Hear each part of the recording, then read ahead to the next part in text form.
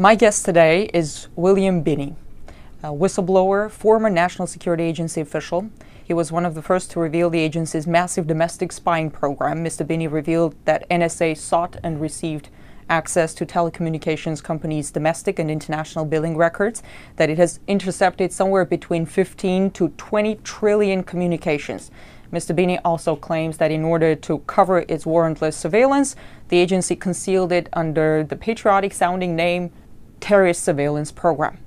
Mr. Binney, thank you so much for coming. In light of the Poitras/Allen scandal, while the public is so focused on the details of their family drama, one may argue that the real scandal in this whole story is the power, the reach of the surveillance state. I mean, if we take General Allen, thousands of his personal emails have been sifted through private correspondence. I mean, it's not like any of those men was planning an attack on America. Does this scandal prove the notion that there is no such thing as privacy in a surveillance state?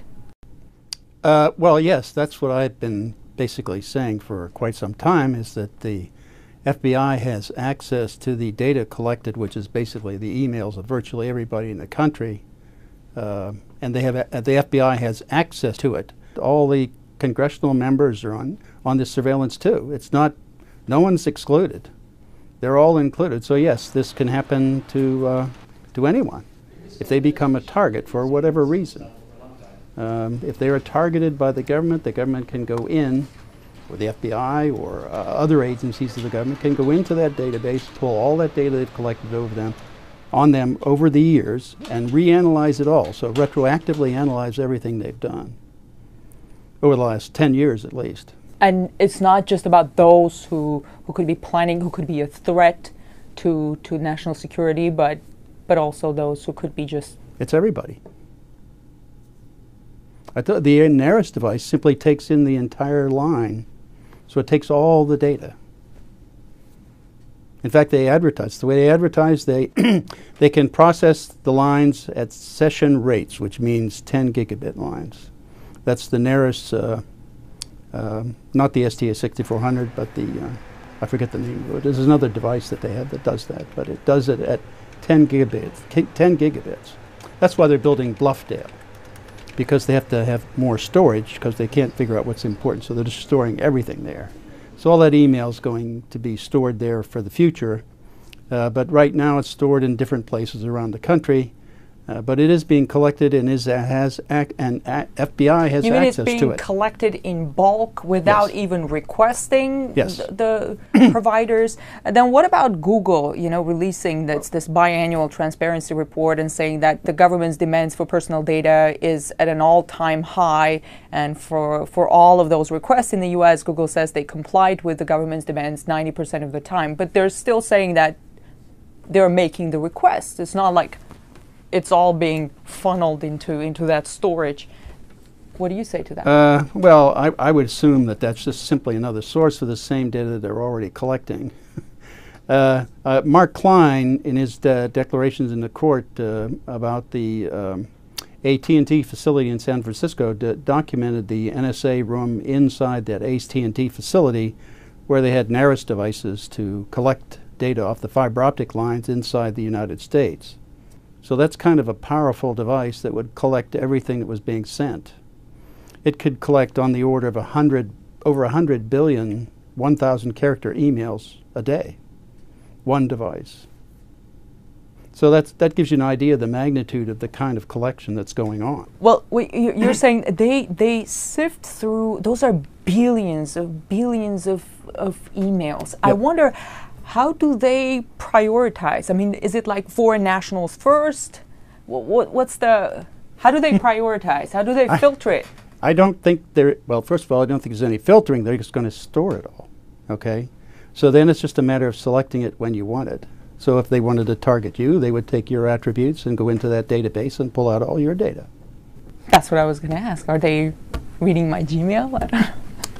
I should say there is no Afghanistan general in my mailbox. I know. Do you think now that I said that, they will stop looking into my mailbox? I don't think that will make any difference, no. If they had you on the target list, you're on the list. So. Were you on the target list? I'm sure. I believe I've been on it for quite a few years, yeah. So I keep telling them everything I think of them in my email, so that when they read it, they'll understand what I think of them. Do you think we should all like leave messages for the Absolutely, NSA sure. in our mailbox? Sure. Mr. Binney, you blew the whistle on the agency when George W. Bush was president. With President Obama in office, in your opinion, has anything changed at the agency? In the surveillance program, in what direction is Sure. this administration taking Yeah. program? The change is that it's getting worse. They're doing more. That's why he is supporting the building of the Buffdale facility, which is over $2 billion they're spending on storage alone of data. So that means that they're collecting a lot more now, and they need more storage for it. So that facility, by my calculations that I submitted in a sworn affidavit to the court for the Electronic Frontiers Foundation lawsuit against NSA, would hold on the order of 5,000 exabytes or 5 zettabytes of data. Just at current storage capacity that's being advertised on the web that you can buy currently. And that's not talking about what they have in the near future. Okay, so what are they going to do with all of that? Like, okay, they're storing it. Why should anybody be concerned? Well, if you ever get on their enemies list like Poitras did, or for whatever reason, then you can be drawn into that surveillance. Do you think they were the General Poitras, who was idolized by the same administration, or General Allen? Well, there's certainly some questions that have to be asked, like why were they targeted to begin with? What law were they breaking, or what probable cause did they have to begin in the case even to of General surveil them? Poitras, one would argue that okay, there could have been security breaches, something like that. But with General Allen, I don't quite understand, because what they were looking into were his private emails to this woman, and well, that's the whole point. Yeah, the whole point is what probable cause from the beginning. And why did they? I'm not sure what the internal politics is. Yeah, well, that's part of the problem. This government doesn't want things in the public. It's not a government, a transparent government. So whatever they're doing, whatever reason they had to motive, and whatever the motivation was, I'm not privy to it, so I don't really know. But I certainly think that there was something going on in the background that made them target those fellows. I mean, otherwise, why would they be doing it? There is no crime there. It seems that the public is divided between those who think that the government surveillance program violates their civil liberties and those who say, I have nothing to hide, so why should I care? What do you say to those who think that shouldn't concern them? The problem is, if they think they're not doing anything that's wrong, they don't get to define that. The central government does. The central government defines what is right and wrong and whether or not they target you. So it's not up to the individual, even if they think they're doing something wrong. If their position on something is against what the administration has, then they could easily become a target.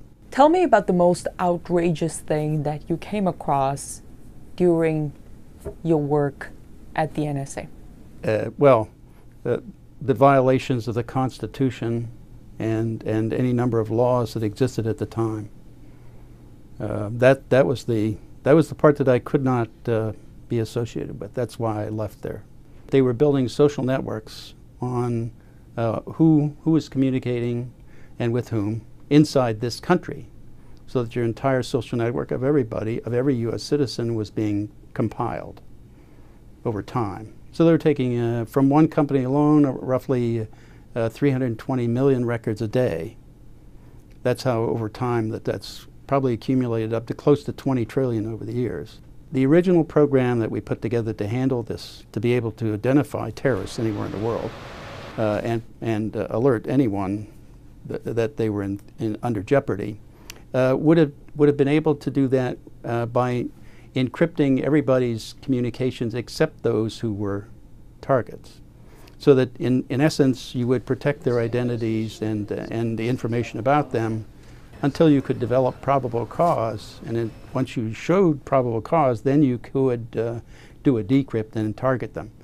And we could do that and isolate those people all along. That wasn't a problem at all. There was no difficulty in that. But it sounds very difficult and very complicated. Easier to take everything in and... No, it's easier to use the graphing techniques, if you will, of the relationships for the world to filter out data so you don't have to handle all that data. And it doesn't burden you with a lot more information to look at than you really want to than you really need to solve the problem. So do you think that the agency doesn't have the filters now? No.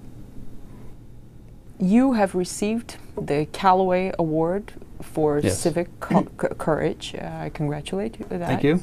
On the website, in the press release, it says it is awarded to those who stand up for constitutional rights and American values at great risk to their personal and professional lives. Under the Code of Spy Ethics, I don't know if there is such a thing. I assume, well, not. Your former colleagues, they probably look upon you as a traitor. How do you look back at them? Oh, that's pretty easy. They're violating the foundation of this entire country, of our entire foundation of why this entire government was formed. It's founded with the Constitution and the rights given to the people in the country under that Constitution. They're in violation of that.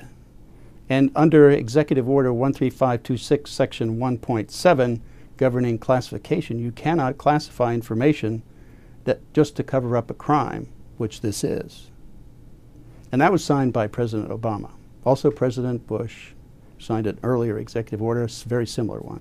If any of this comes into the Supreme Court and they rule it unconstitutional, then the entire house of cards of the government falls. What are the chances of that? What are the odds? Well, the government's doing the best they can to try to keep it out of court. And of course, we're trying to do the best we can to get into court. So we just thought it deserves a ruling from the Supreme Court, ultimately. The court is supposed to protect the Constitution. All these people in government take an oath to defend the Constitution, and they're not living up to their oath of office. Thank you. Thank you for the interview, sir.